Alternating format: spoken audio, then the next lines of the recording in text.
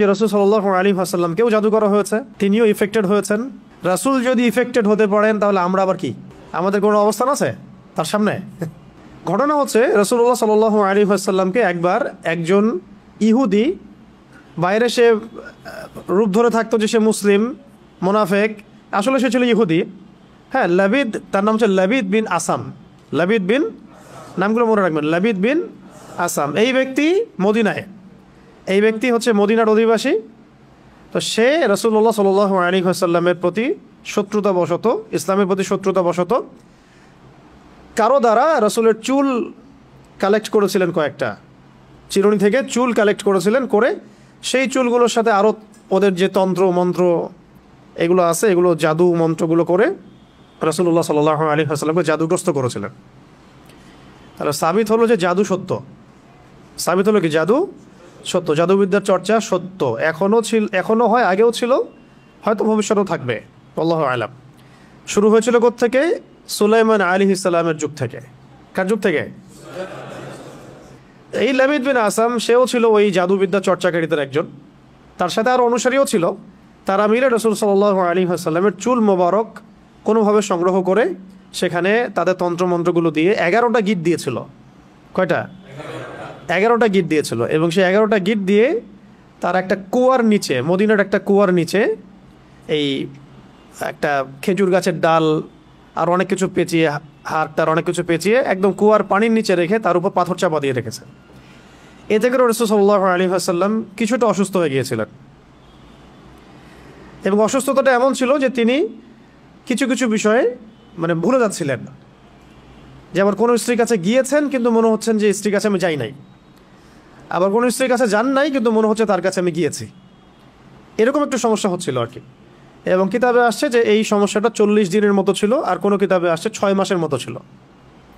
40 দিন বা 6 মাসের মতো এরকম অসুস্থতাটা ছিল। তো এগুলো থেকে প্রমাণ হচ্ছে যে জাদুবিদ্যা সত্য, এগুলো চর্চা সত্য, এবং এগুলোর প্রভাব মানুষের উপর বিস্তার করতে পারে, ঘটতে পারে। এমনকি আমাদের নবী সাল্লাল্লাহু আলাইহি ওয়াসাল্লামকেও জাদুগ্রস্ত করা হয়েছে।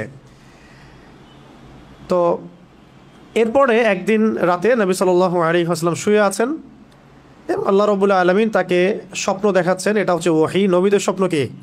ওহী। স্বপ্নে তিনি দেখছেন যে তিনি শুয়ে আছেন এবং দুইজন ফেরেশতা, তার মাথার কাছে একজন, পায়ের কাছে একজন, এসে দুইজন ফেরেশতা একে অপরের সাথে কথোপকথন করছেন। একজন বলছেন যে রাসূলুল্লাহর কি হয়েছে, আরেকজন অ্যান্সার দিচ্ছেন সাল্লাল্লাহু আলাইহি ওয়াসাল্লাম যে তাকে জাদু করা হয়েছে। আরেকজন বলছেন কে জাদু করেছে, আরেকজন অ্যান্সার করছেন লাবিদ বিন আসাম, কি দিয়ে জাদু করেছে, উত্তর দিচ্ছেন যে চুল দিয়ে।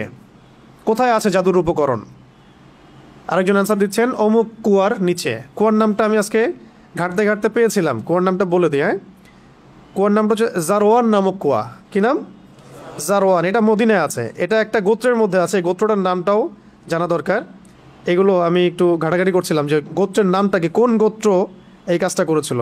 বনু জুরাইক গোত্র, এখানে ইহুদিদের অনেকগুলো গোত্র ছিল, বনু কোরাইজা, বনু কাইনুকা, বনু নাজির, এরকম অনেকগুলো গোত্র ছিল না?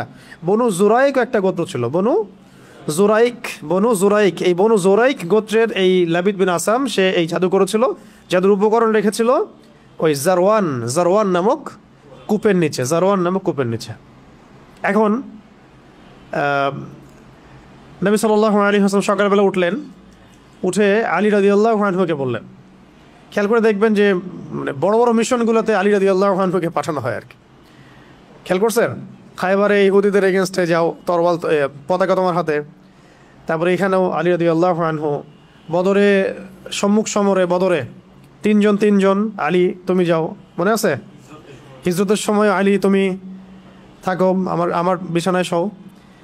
আবার ওই একবার যে খবর পাচার হয়ে গেল হুদাইবিয়া সন্ধির পরে, মক্কা বিজয়ের আগে আক্রমণের সময়, আর ওই যে একটা মহিলা তার কাপড়ের ভিতরে তথ্য নিয়ে চলে গেল, মনে আছে? হাতের বিন আবি বালতা রাদিয়াল্লাহু আনহু চিঠি দিয়ে দিয়েছিলেন যে মক্কা আক্রমণ হতে পারে। তো এই মহিলাকে ধরার জন্য পাঠানো হয়েছিল আলী রাদিয়াল্লাহু আনহুকে। আবার খন্দকের যুদ্ধের সময় আমর বিন কি জানি নামটা, আমর তার সামনে আছে। আমর বড় একজন কাফের, তার সাথে 20 জন লড়াই করতে পারতো না এমন একজন ব্যক্তি ছিল। সে হুঙ্কার ছাড়ছিল খন্দকের যুদ্ধের সময়, কে আছো আমার সাথে ব্যাটেল করবা, তখন আলী রাদিয়াল্লাহু আনহু। তো মাশাআল্লাহ, আমরা যেন তার মতো জিন্দেগি পাই, আমিন। তার মতো ইমান, আমল, আখলাক আল্লাহ পাক আমাদেরকে দান করেন, তার ছিটা ফোটা দান করেন, আমিন। এখন আলী রাদিয়াল্লাহু আনহুকে পাঠানো হচ্ছে, যাও ওই কুয়ার মধ্যে নিচে এই উপকরণ আছে, নিয়ে আসো। তিনি নিয়ে আসলেন। নিয়ে আসার পরে এই সূরা দুটো নাজিল হতে থাকলো। তখন জিবরাইল আলাইহিস সালাম সূরা ফালাক এবং নাস নিয়ে আসলেন আল্লাহর পক্ষ থেকে, নাজিল হলো এবং একটা একটা করে আয়াত তেলাওয়াত করা হচ্ছিল এবং একটা একটা করে গিট খুলে যাচ্ছিল। এরপরে নবী সাল্লাল্লাহু আলাইহি ওয়াসাল্লাম পরিপূর্ণ সুস্থ বোধ করলেন। এরপরে বলা হচ্ছিল যে তাকে শাস্তি দেওয়া হোক, তাকে মৃত্যুদণ্ড দিয়ে শাস্তি দেই। নবী সাল্লাল্লাহু আলাইহি ওয়াসাল্লাম তাকে মাফ করে দিলেন, তাকে মাফ করে দিলেন। কিতাবে আসছে যে তার সামন দিয়ে তিনি চলাফেরা করলেও তার চেহারার মধ্যে বিন্দুমাত্র মানে কোনো রকম প্রতিক্রিয়া দেখা যেত না যে সে আমার এত বড় ক্ষতি করেছে। এই লাবিদ বিন আসাদ পরবর্তীতে সে মুসলিম হয়েছে কিনা আমি জানি না, এটা আমার জানা নাই। তো এই ছিল শানে নজুল এই সূরা দুটো নাজিলের। শানে নজুল মানে কি? একটা সূরা একটা আয়াত নাজিলের পিছনের প্রেক্ষাপট। তার মানে আমরা বুঝতে পারলাম যে রাসূল সাল্লাল্লাহু আলাইহি ওয়াসাল্লামকেও জাদু করা হয়েছে, তিনিও ইফেক্টেড হয়েছেন। রাসূল যদি ইফেক্টেড হতে পারেন তাহলে আমরা আবার কি? আমাদের কোনো অবস্থান আছে তার সামনে?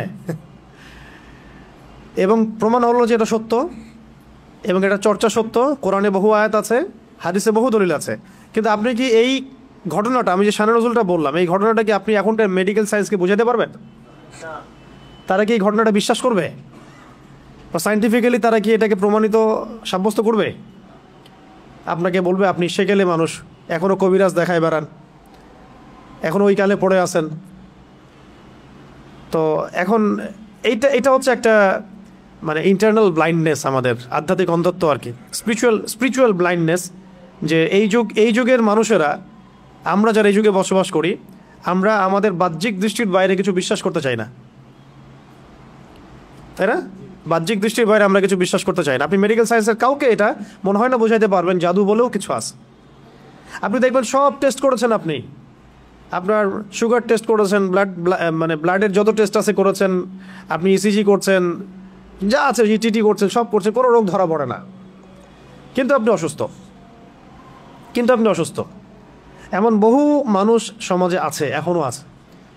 মেয়েদের মধ্যে অনেকে আছে, ছেলেদের মধ্যে অনেকে আছে, ঠিক আছে? পরে আমি কিছু বলছি যে কি এটার প্রতিকার হতে পারে এবং কি কাজ করলে এগুলোতে ইফেক্টেড হয় মানুষ আর কি, এবং কোন কোন কাজগুলো করলে আমরা বেঁচে থাকতে পারবো ইনশাআল্লাহ। তো আগে এটা বলে নেই, এইগুলো কিন্তু আমাদের সমাজে ছড়িয়ে আছে দিন দিন।